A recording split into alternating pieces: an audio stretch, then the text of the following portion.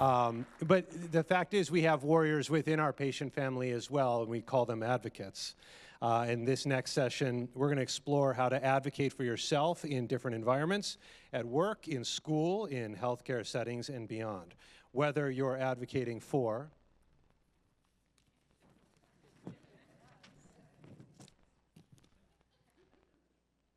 accommodations, educating others, or building confidence in speaking up for yourself, your needs, this panel will offer valuable insights and strategies. So leading this conversation is Sam Seavey, founder of The Blind Life and a dedicated advocate in the low vision community. Sam has built an incredible platform focused on accessible technology and product usability.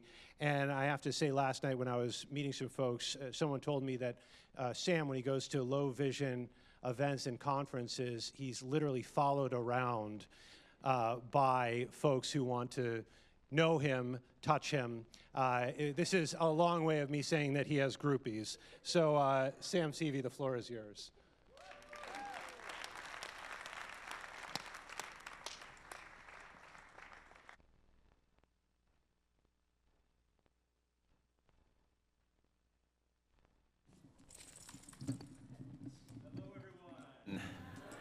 My fellow Stargardians out there. Can you guys hear me okay? All right. Touching comes later. We'll Thank you, Alan. Thank you guys so much for joining us today for this second annual Stargardt Summit. Super proud to be here. As Alan was saying, a little bit about myself before we introduce our amazing panelists. So yes, I have a YouTube channel called The Blind Life. I've been making content for the blind community for over a decade now, which officially makes me an OG YouTuber. Yeah, I know. So I have over 1,000 videos on my YouTube channel. I only make content for the blind community. My main focus these days anyways is assistive technology because I am an assistive technology specialist. But I make videos about everything having to do with vision loss. If there's something you wonder about within the blind community, chances are I've got a video about it. So it's a great resource. Go check it out. I'm also on everything else. I also have a podcast, the Blind Life Podcast. But I'm excited to be here as one of the partners for the Stargardt Summit, along with Advocacy, the Foundation Fighting Blindness, and the Carroll Center for the Blind. I'm excited to help kind of bring this to light. I've been saying for years that Stargardts, at least here in the States, I'm glad to hear it's international as well, but at least here, we need something for us, right? And so I'm glad to be part of that. I am excited to be moderating this amazing panel talking about advocacy. And actually, real quick, Lucia, is Lucia still in here? Yeah, okay. I wanted to say I really appreciate your presentation earlier. You're a fantastic speaker, and I can relate to a doctor once telling my parents that I just wanted attention. I was making it up. I think a lot of us can. We've probably heard that many times, but I also want to say there's nothing wrong with trying to get attention. I have made a whole career about it. It's working out great for me, so don't worry about that. Okay, so let's get into talking about advocacy. First, I want to have my wonderful panelists here introduce themselves. Tell a little bit about yourself, who you are, maybe a little bit about your vision journey, and then we'll jump into it. So Stephanie. Sure, hi everyone. I'm Stephanie Renberg. I've had a pretty long journey in what I've done with my life. I guess for the vision journey, I was diagnosed like a lot of people around 9 years old, a little different. I was living in Turkey at the time, so that was extra special. But right now, why I'm here, I'm like Sam, I'm a full-time content creator. I'm definitely newer at it than he is, but that's why I was lucky enough to be invited here today. About a year ago, I moved to Los Angeles. I used to be in the corporate world, but now I'm kind of like going for other dreams in the singing and acting realm, but full-time content creator, and I don't think I'm alone. It sounds like there's a lot of very creative people here today, so. Stephanie is the Stargardt queen of TikTok.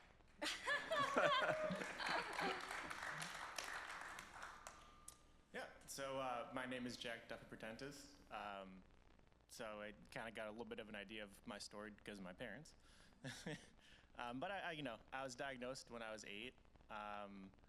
Obviously being young, it's tough, but had very supportive family, very supportive parents. Went to WPI, and now I run my electric jet ski company, eSki.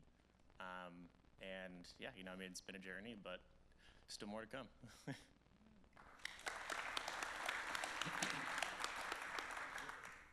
All right. My name is Matt Filipenko. Man, it's been a long journey. Unlike everybody, I was 19. I was joking earlier, I think with one of the doctors outside, I said I used to memorize the eye charts. And then I had to go to a university hospital to get diagnosed, but they had the little cannon that flips through the charts, and it messed up everything because I couldn't lie. But basically, my diagnosis was at 19. I've have 3 kids. We've kind of moved through this whole thing, moved 30 times in my life, not through the Air Force or military, but just because we just like moving. Lastly, I work at Microsoft. If you have Office on your computer, I put it there. And then outside of that, the way I met Sam was through accessibility. I'm a throat puncher at Microsoft for accessibility. So I will, whatever it takes. But thank you. Yeah. Matt's also the most generous person I've ever met in my life. Has nothing to do with Stargardt, it's just the way he is. So we're here to talk about advocacy, and it's kind of one of those words that what does it even really mean? What is advocacy? What does that even mean? So I asked one of my best friends, ChatGPT, and we're going to hear what they have to say about it. Advocacy is the act of speaking up for yourself or others to ensure equal access, rights, and opportunities. Self-sufficiency. It empowers individuals to express their needs confidently. Awareness and education. It helps others understand accessibility challenges and solutions. Equal access. Advocacy ensures that people receive necessary accommodations in healthcare, employment, education, and public spaces. Breaking stereotypes. It challenges misconceptions about blindness and promotes inclusion. By advocating effectively, individuals gain more control over their lives while also paving the way for a more accessible and understanding society. Yeah, I don't know why she was so enthusiastic about that one part. Breaking stereotypes. But she's right, she's not wrong. So so advocacy is super important. Thank you, ChatGPT. It's become an integral part of my life. But I want to talk a little bit about, the first step in advocacy really comes with acceptance. You can't really be a good advocate for yourself unless you kind of accept your current situation and are comfortable with it. So I wanted to talk to the panel about this. And Matt, would you mind starting and just talk a little bit about acceptance? Yeah. So for myself, it was super hard at the beginning. I heard earlier that we were not supposed to smoke. We're not supposed to drink. When I first got diagnosed, I went down a massive dark hole of screw this, I'm done. And for a long time, I was just stuck like that. And then I advanced a few years, crawled out of it with my wife and family, and then I got into a point where I was in corporate America at Microsoft working and doing support, but I wouldn't say anything because I knew I was technical in my mind and smart, but I was like, I don't want the blind card. Don't give me the stinking card. I know I can do it technical. And somebody brought it up a long time ago, and that's what kind of forced me to kind of break out, was all the people behind you, other people with low vision, other people with disabilities, it was more so pride that I had to shake off on my own. But once I accepted it, there's power in just grabbing that bull by the horns and just attacking life. Sam said it in one of his videos a long time ago, but he said it people with disabilities, even blind folks like us, we have to adapt so much. We're the perfect employee. So anybody looking for employees, you want someone that can adapt and overcome. And it's exactly what we do every day.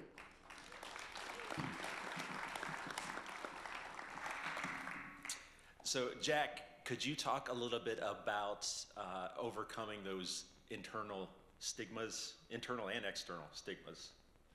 Yeah, I mean, I think sort of when it comes to internals, that's really, like you said, that's the first part to all of this is getting over your internal stigmas, because then you can start getting over the stigmas of others. You have to spend the time to properly grief when you're diagnosed. That's to go through the 5 stages of grief, and then at the end is acceptance. And everybody has their own journey, but also still recognizing that it is unfortunate to be visually impaired. It is tough, but once you can accept that, and it's not hard, or it's not easy, I should say. Then you can start trying to get stigmas from others out, and getting people to understand where you're coming from. For example, on my phone, I have an artist rendition of what it's like to generally see with Stargardt. It's not perfect, but when I'm introducing myself and somebody says, "Hey, why aren't you looking at me?" or "There's something behind me," I go, "Oh, I'm blind." And then I have it in my favorites. I pull it right up and go, "Yeah, this is how it is." And then that gets people to a decent baseline. And then also being comfortable asking questions. For a lot of people, we are going to be their first introduction to the visually impaired world, and they don't know that there is even a visually impaired world. It's no glasses, can't see. And that's not how it is in real life. So, being comfortable asking questions and, making sure that they're comfortable asking questions, because then the more that they know, the more that they can spread, and the more that people can then, we can break out of this kind of box that we're in. Very true. So, Stephanie, can you share an example or experience where you first advocating for yourself once you kind of came to that point of acceptance? Sure. Well, the story I wanted to share, I definitely had issues with. I'm sorry if I yell. It's from my family. I definitely had issues with like the external aspects of it all. So like less thinking in my head. I think I don't know, diagnosed at a young age, for me, I was like, I could see everyone around, I could see everyone around me was like, it was a big deal, very emotional, like heavy subjects, but I was like 9, I didn't really know what was going on, so to me, I was like, what's the big deal, So for me, internally, it wasn't that big of a deal in the beginning, but externally, I was very aware, I'm a very like hyper-aware person of the people around me and what they're feeling and how they are acting and the energy they're giving off and everything. And so there was like a pivotal time in my life where I really kind of overcame that external hurdle, and this was when I was in high school, and I was with friends, and I just made some joke. I don't really remember what I was talking about, but I know I made this punchline, and I was like, oh, I've got those braille sensitive fingers. And my friends just like started cracking up, and it was like such a pivotal moment in my life, because I was like, wow, my entire life, anytime I talk about my eyes or my disability, it's always either like a neutral kind of reaction or negative reaction. And so I never wanted to talk about it because I hated the way it made people around me act and feel. And that was the first time in my life I got like literally a positive reaction, like people laughing, people liked it, and that just like created this segue where I started using humor a lot. And I'm sure that the people in this audience have great senses of humor. I think that Stargardt disease or having a rare disease does that to you. And that's how I like really transitioned into starting to talk about it with people and getting to a place where I am now, where I don't know, I don't like to present my visual impairment as something that's like an unfortunate event or something that is just so negative. I've had people on social media talk to me and they're like, oh no, it's not okay to talk about a disability as anything but a negative. And I'm like, are you kidding me? Like, no, what? So that was, I kind of like went off track there. But yeah, talking about making jokes, I don't know, I'm so sarcastic. And once you just start to be more lighthearted about it and you're able to talk about it, it just gets so much easier. And I love making people laugh, and there's so many blind jokes. So it works out well. Like, I recommend it. If I could add to that really quickly, actually, I had a similar experience. I was in a grocery store in line with a friend, and I made a blind joke, and there was a lady behind me. She said, hey, you can't make that joke. yes, I can. She was like, no, that's offensive to blind people, and I'm blind. Yeah. She was like, well, that would be not offensive to you, but maybe to other blind people. I went, how many blind people do you know? Because I can tell you that one would crush. Awesome. Well, just to share a little bit too quickly, it took me a long time to accept. I've always been a glasses half full kind of guy, and I would much rather, growing up, I'd much rather go play with my friends than worry about, what people thought about me. But it did take me a long time to kind of fully accept that this is the way it is. It's not going to change, and it doesn't make me any less than anyone else. That was my big thing. Is I wrapped up my whole self-worth in these tiny little pieces of skin inside the back of my eye that doesn't quite work right. And so it took me a long time, and I was probably well into my 30s before I fully accepted that it's who I am, and it makes me awesome, and I'm part of this amazing club. Nobody wants to be a part of, but we're all part of it, and that's awesome. So next I want to talk about advocating for employment. That's a big one, employment, education. We're going to talk about education next. But advocating for work, what's the best way to do that? So talk a little bit, Matt, if you wouldn't mind, you work at Microsoft, and you have to request reasonable accommodations quite often. I know you just did it recently. We talked about that. So can you give me any advice on that process, or what are your thoughts? Yeah. So one of the benefits, I know everybody kind of knocks on corporate America, but it's awesome. There's like foundations that are built into corporate America, and accommodations and accessibility is just part of it. So it's like at Microsoft, it was super simple. I mean, I went to my eye doctor, got the paperwork. It was like super easy. Once I submitted that,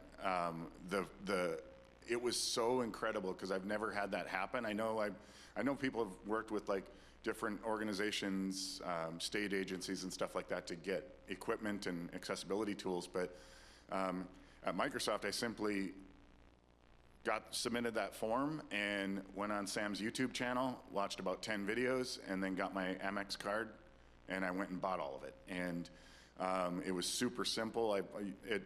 The process for accommodations in the corporate America side of things is pretty simple. And I mean, I've been talking to people as well that different agencies, there's wearables that are approved, there's all sorts of tech to accommodate. And then lastly, before I pass it on, one thing that I always share about the accommodations process is that you may not need JAWS out of the gate. If you have Windows Narrator, you have a Windows PC, you can get JAWS eventually. There's assistive tech that's free out there. If anybody's in here and you're not using Seeing AI, come find me afterwards. But there's like epic stuff out there, and accommodations are just the gateway into this massive arsenal of equipment that you can use. And one thing I like to remind people is that reasonable accommodations doesn't have to be technology. It could be things like, I'm a bioptic driver and I can't drive at night. And so I need to be able to leave early so I'm not going to be driving as it's getting dark. It could be low vision, I don't see well in low light, so I need an office with a nice big window. So it doesn't just have to be technology. It could be whatever you need to get that job done. Now, Jack, you are your own boss, so whatever you want, you just get yourself. Yeah. But I want to talk a little bit about the ADA. And can you share a little bit about what our rights are under the ADA? Yeah, I mean, again, luckily my company's pretty accommodating. So again, it's the right to reasonable accommodations. So, that can entail larger space for any tools or equipment that you need. Obviously, critically, equipment may be a handheld CCTV, a standard CCTV, zooming or reading software. If you happen to have a guide dog, time to go take your dog out. Even sometimes being able to go play with your dog because that's a standard thing that your dog does need. You know, and again, if it's tough in the wintertime because of the snow, being able to work remote if it's feasible. You know, these are all things that are, again, as long as it's a reasonable request, are things that you certainly have the right to. So, you know, don't forget to flex them. And then Stephanie, I wanted to ask you, so you mentioned you just moved to LA, well, a year ago, and you're going for acting, singing. I imagine you're doing a lot of auditions, a lot of interviews. Can you share a little bit about your experiences with that, with your vision loss? Sure, I do really want to quickly talk about, I did work. No. I did work corporate for a few years because I do have a Bachelor of Science from Virginia Tech. And so when we were talking about this, I just had this idea that I really would like to share. One thing that definitely would have helped me when I was working corporate, I think, is just more transparency. I think that all of us are very used to being independent. I think it just comes with the territory because I mean, some of us have family that also have Stargardt disease, but a lot of us, we're the only ones in our whole family. And me, like a lot of us, have never even met someone else with Stargardt disease until like today or yesterday. And so it's like really hard when you're figuring yourself out, your job out, whatever you need to do, your tasks for that day, to just kind of be on your own and be like, okay, what am I doing? What do I need to do? And that's how I was at my job, and how I was throughout school. We're just used to doing things on our own because sighted people can't really, they don't know what we need to do. I mean, like, obviously we have parents who are like very helpful, but the average sighted person, if you come to them with a problem, they're not gonna know what to do because they don't like ever need to explore accessibility. So when I was at work, I think it's important with your employers to be transparent with how you function in the workspace, what you need to do to get tasks done. I don't mean like you'd have to like share with your whole office, but I mean, when I was in corporate, you know, you have your own one-on-one mentor or supervisor, and that's my big advice, to just be very transparent with what you need to do to get your job done. So then when you do need accommodations, assistive technology, they understand more how your visual impairment affects your job and how you could need those things. And then you won't really run into the issues of like, well, we're not gonna accommodate you. I mean, legally they should and have to, but who wants to tell the person that's writing your check every 2 weeks, like, no, you need to do this. Like, that's not what you want to talk to your boss like. So I think I just wanted to talk about transparency in the workplace. But more fun stuff that I'm on to now with the acting and music in LA. For that, I've actually been a little more, well, transparent again. For corporate work, I don't usually, when I was going through job interviews and whatnot, I didn't talk about my visual impairment too much because I don't think it should really impact whether I get the job. Like if it was relevant, I would talk about it. But with acting and singing, which is very different, just in that if you have a blind actor coming on set, it'd kind of be helpful to know that beforehand.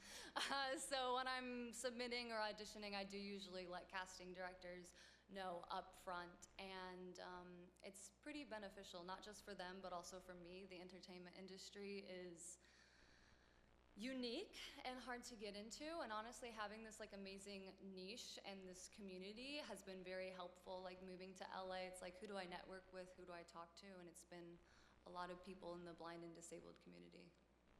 Yay us. It's because we're awesome. Awesome. So, okay, next I want to talk about education. And you guys don't want to hear from me because I was horrible in school. I have nothing to contribute to this conversation. I wanted to be funny more than do my work. So, Jack, I know you, and we heard from your parents earlier, you guys dealt a lot with this. IEPs, 504 plans, disability services, all of that. Can you share a little bit about that whole experience and navigating that? Yeah, so, you know, obviously the first step is getting an IEP. It's, you know, the backbone of, you know, all of your accommodations, and being able to have that written down and set in stone is really the most critical first step. But the systems that I found that worked really well for me as time went on was actually from my TVI.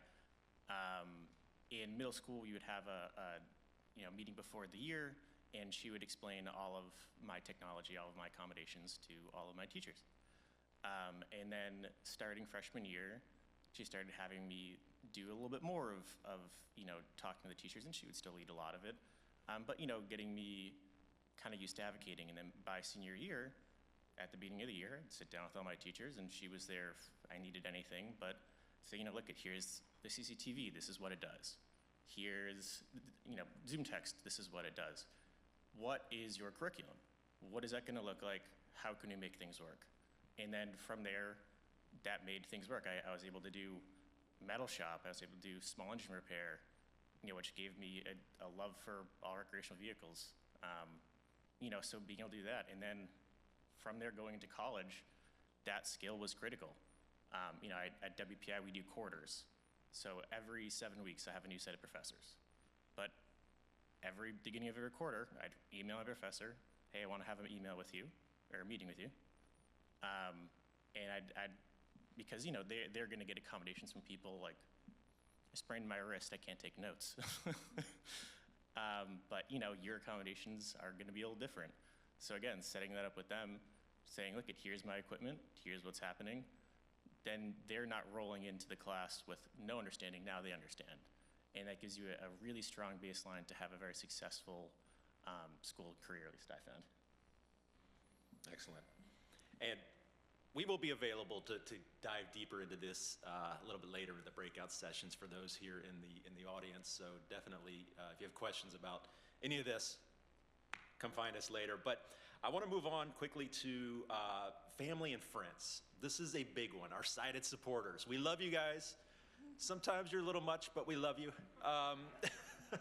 And that's what we want to talk about, like how to navigate that, how to advocate for yourself that I need the help now, but I might not need it later. So Matt, I want to start with you. You are married, you have a family. I am married. I know my wife, Rachel, who is here as well. You guys have probably seen her on the channel if you watch my stuff.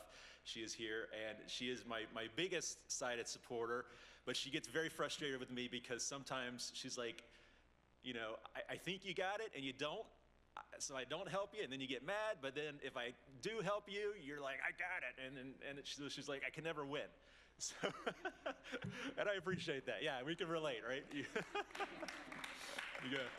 So Matt, how do you touch on that? Yeah. Letting them know that I need help now, but maybe not later. Yeah, so I think I've been super vocal about where I need help and when I need it.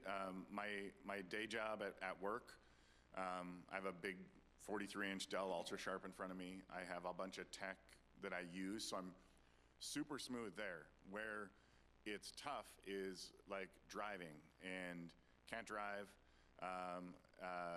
Every once in a while, like when we go to Walmart, they'll play Marco Polo with me because I'll lose them, and then they're like, look at Dad, he's going after every blonde, and I'm like, yeah. So it's like, it's definitely, you have to be transparent and vocal, massive communication. As of recently, I've got a 105-inch projector upstairs, and I sit, like one of the worst things, it's like a bunch of the Netflix stuff now is in all these other languages, and it has the subtitles or like the captions on the bottom, and I can't read them, so my family will read them for me. One of the most impactful things, my mom was at our house like a year ago. Granted, at the beginning of my vision loss journey, she was around, but as I had kids and got married and evolved in life, she did her thing, and then we did our thing as our family. And she was at our house, and the movie finished, and they have like all the credits that come up. And my wife Dana started reading it, and then my mom's like, "What the heck is she reading for?" And my mom goes, "Oh," like it. But she just started bawling in our living room. I'm like, "Mom, what's wrong with you?" She goes, "I can't believe it." But to kind of answer what Sam was asking, like it's transparency. There's a lot of times where we'll fail, but we have to fail in order to learn. I mean, sometimes it sucks because sometimes you're tripping, but yeah, I mean, there's a lot of a lot of blessings in your inner circle, in your tribe of people jumping in and helping. I would even say outside of the family stuff, at work, I'm pretty vocal and transparent about what I need, when I need it. I always congratulate people. Like if they're in a Teams meeting and they're using PowerPoint Live, in the chat, I'm like, good job, this is PowerPoint Live, great job. And just kind of just making sure you're your biggest voice for help. But not so much that we never need it to be a crutch, because we have to succeed on our own. Jack, and I swear we did not plan this in advance, but Jack's topic is talking about overprotective family and friends. And after the panel earlier with your mom, I think this is the perfect one for you. So why don't you talk a little bit about that, how to handle overprotectiveness? Yeah, I think with overprotective parents, or anybody, touche. But anybody in your life who maybe is overprotective, it's making sure that you set reasonable boundaries, but also setting boundaries that you're going to need help, and that's okay. But it's critically utilizing help when it's something that it can make something easier, right? So I always say I can do anything I want to. I just had to find my own path. So, can I take a picture on my phone and read the menu? Absolutely. It's going to take me 15 minutes, but I'll find what I'm looking for. But, that's not to say that if I'm out with somebody who knows me, I'm going to say, hey, you generally know my tastes. Is there anything that you see on the menu that, might tickle my fancy? And, that's totally okay. So, I think it's just trying to set up those established boundaries, not being afraid to ask for help, but also, again, when it comes to overprotectiveness, being able to say, look, I'm good. I've had friends where, we were walking in Boston and we had to take a left, and they just grabbed my arm. Listen, I appreciate what you're doing, and I know that there's no ill intent in this, but I'm okay. We're taking a left. I see you're taking a left. I'm gonna take a left. And they're like, oh, listen, I'm so sorry. I was like, it's okay. It's learning. It's what we do, and it's all in that advocacy aspect. If I would have said nothing, then they might have continued to do it, and it might have continued to bother me. But in that moment, as long as you're kind about it and making sure that, whenever anybody's being overprotective, it's not ill will. It's only because they love you. So, recognizing that, but, just don't snap at them. Just, hey, look, I'm okay. Thank you, though. So, yeah.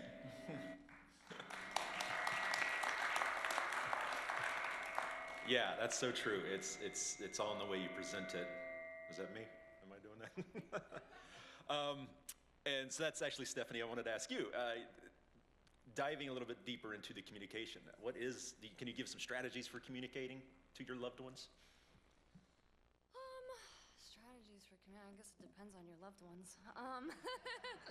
And I personally, I'm just such a pig-headed, stubborn person, very independent my whole life, and so I think my family definitely had hesitations in talking about and helping me, and my struggle is learning when to reach out and learn to accept their help, like what we talked about what they talked about during the research panel, like mental health, mental well-being, just physical wellness is really important, especially when you have something like Stargardt disease that's going to affect you beyond just not seeing, but your mental health and, I don't know, bad posture, stuff like that.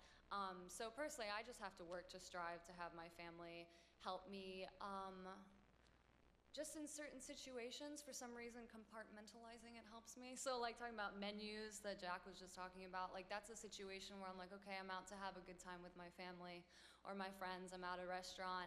Either I'm gonna ask the waiter for recommendations, or I'm just gonna ask who's with me, because I do a lot on my own, but I don't need to do everything on my own, and it's okay to outsource for help, especially with people who care about you. But one thing I want to say that's just like a little beyond family and friends, if that's okay, just talking about like strangers and acquaintances, because Jack also tapped on this a little bit. Through my like social media and videos and everything, I have a lot of people talking to me about just the really interesting experiences they've had with strangers and acquaintances. So just like as a last food for thought, like advocacy is very important to advocate for yourself, but I think it's also really important to think about when you don't necessarily want to advocate for yourself, or to what extent you want to advocate for yourself. I think it's up to you. It's your choice, no matter if you're talking to friends, strangers, doctors, whatever the situation is. I think it's really important to remember, like, I can talk about this as little or as much as I want to, because, you know, this has to do with me, this is my decision, and I just want everyone to think of their mental health, but also their safety, because there's not a lot of awareness currently for disabilities. We have like creators and advocates that are doing a great job of teaching society and, you know, trying to normalize what is very normal. I mean, this is normal. All of us here have Stargardt. Obviously, this is something that happens. But we're still at a point where society is learning, and I think your safety and your well-being is like priority. So advocate for yourself to the extent that works best for you.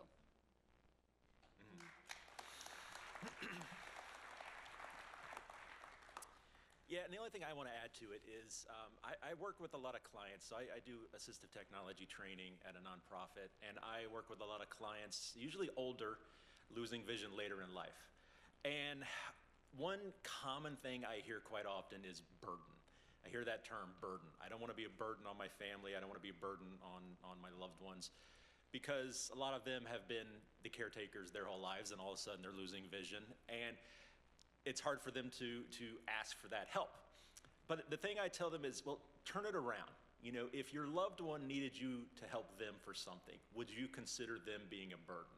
Absolutely not. You know, if you're a nice person, humans are designed, or we're kind of hardwired to want to help.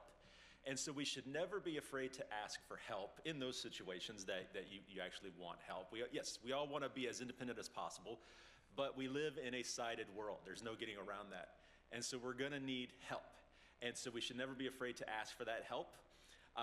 Absolutely. Some days I'm like, I just don't want to, just leave me alone. I don't want to be the spokesperson for blindness and all of this, you know. But we should never be afraid to ask for that help and advocate for what we need. I mean, that's exactly what it is. I think for time, we're going to kind of skip over advocating in doctors' offices and things like that, but it's a lot of the same. It's as Jack said, it comes down to being upfront with what you need, but being polite about it. Don't be a Karen. Don't be a jerk about it. Be nice, and you'll get what you need. Panelists, would you guys like to say some final words of encouragement or discouragement, whatever you'd like to say? Matt, why don't you go ahead if you have anything to say? Sure. Yeah. So I think one of my my main mantra is it's either you can either roll over or rise up. If you're freshly diagnosed, even if you're 60 or 6, doesn't matter. Mentally, you can get into a spot where you're just going to either like roll over. When I went to the School for the Blind in Grand Forks, North Dakota, when I first got diagnosed, I met people that were rolling over, and I'm like, man, what the heck is wrong with these people? And it was so like dragging down. So like if I would offer anything as we kind of close it out, get into like a rise up mentality where you're like, it's either you're gonna have like your inner circle be stepping up beside you, or you're gonna have to do it. And there's a lot of power in overcoming that first step. It gets easier over time. There's just multiple opportunities. One thing I want to share about my family really quick was too that they don't ever make me feel like I'm blind or low vision. Like they just jump in. Like they'll know. Like, I mean, we would go down the highway and I'd be like, whoa, look at those cows. My wife's like, babe, they're hay bales. I'm like, oh, cool. But like just random stuff. But it's I mean, yeah. Yeah, so there's just multiple situations in life where you're either gonna even if it's not blindness, like you're either going to roll over or you're going to rise up and just choose to grab that bull by the horns, rise up, and otherwise it's not going to end well.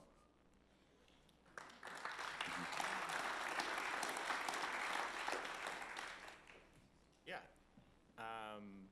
Hello? Okay. Yeah, so, I think what I would say is, you got this. It's going to be tough, and your road, unfortunately, once you're diagnosed, has become a little longer and a little bit, more full of potholes than some others. But don't let that stop you. You truly can do whatever you want to do. Again, I was the first blind person to graduate from WPI, and that's not because I was like, I'm not going to do this, because I loved engineering, and I said I'm going to do engineering, and so I did it. And that's because you can. Anybody can, despite a visual impairment or whatever issues you may have, mental health, physical health, whatever. Everybody has their thing. And also, there's always somebody out there that has it worse. Except for the one person at the bottom, and God help them. But yeah, stay positive. I know it can be tough, but rely on the community. There's a lot of people that have dealt with, you've seen it here, extremely similar things. Reach out, because there's nothing wrong with somebody who's been through it picking you up at mile marker 10 and dropping you off at mile marker maybe 23. You're not at the finish line, but scooped you a bit. And there's nothing wrong with that. And that experience is extremely helpful. So, yeah.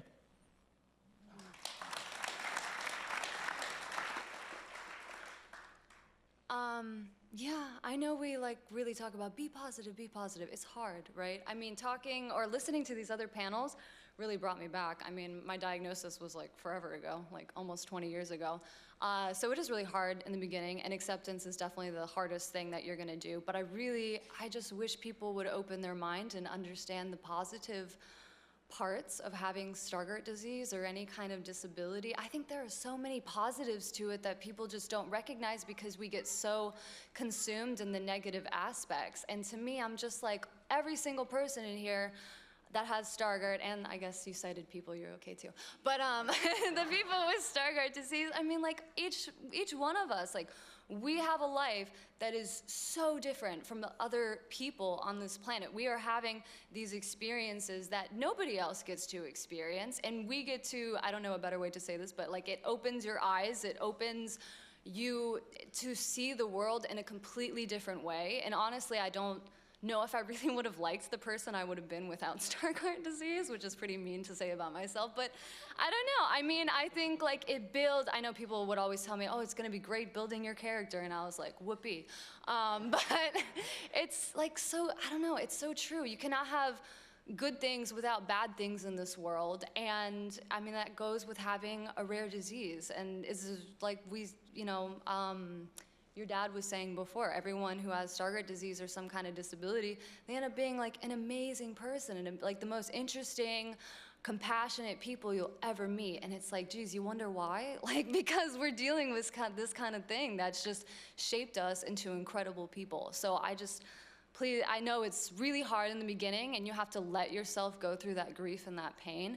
But after you get through all of that and reach acceptance on the other side, I promise you, I love it. I hope there's a cure one day.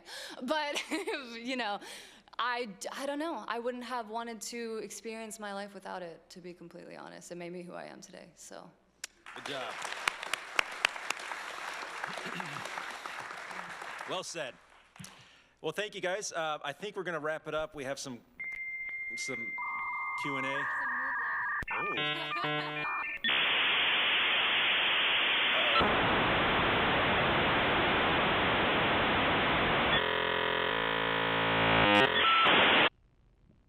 Did I do it? Am I in? I hacked in? I hacked in? Well. Well, Samuel, if that's your longer name. It looks like you're not the only one who knows how to use technology, buddy. You see behind us? It is your arch nemesis, Bradford Manning, the older brother. Some say smarter brother of the two blind brothers. And now that I'm here, I'm just going to share a special message, which is that I wish I could be there with you all. I know some of the things you're talking about. That we're living through a technology revolution, a medical revolution. It's really exciting. I am in Orlando. No, not working on my tan. I'm at an event with like 2,000 optometrists, which would normally be like a nightmare that we all would have, having to meet with 2,000 optometrists who are about to tell us that we failed the eye chart. But this is actually a fun event. But I can't be there with you all. So just want to thank you all for doing this again. And this is the sequel. This is 2025. Sometimes, very rarely, the sequel is even better than the original. Toy Story might be an example of that. Maybe Toy Story 4. I heard that was better. But this is going to be better because we're bringing the future even closer. So thank you all for all the strength that you hold as a big Stargardt's family. Thank you for the commitment to be ahead on all the advancements and sharing all the great information. And thank you for allowing me to hack my way in, Sam. This might be the start of something amazing. I mean, what if I just hacked into your next YouTube video? Maybe if I can do this, who knows what I can do? This is a big ego boost. No, but thank you all. Lots of love. Thank you, Carroll Center for the Blind. Thank you to Martha Steele. I don't know her official title. I just think she's like the czar of getting done. So well done, and I will hopefully see you all soon and maybe next year. All right, now how do I get out? Goodbye.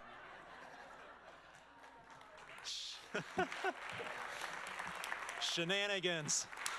Shenanigans from Mr. Manning. We'll forgive him. He's super nice, him and his brother. Well, thank you guys. Oh, I think we have a couple questions real quick. If we have time, how are we doing on time? Okay. Okay. Okay. Well, thank you guys so much. If you're here in person, I have a table out there during lunch. Come stop by and say hello. Thank you to my wonderful panelists.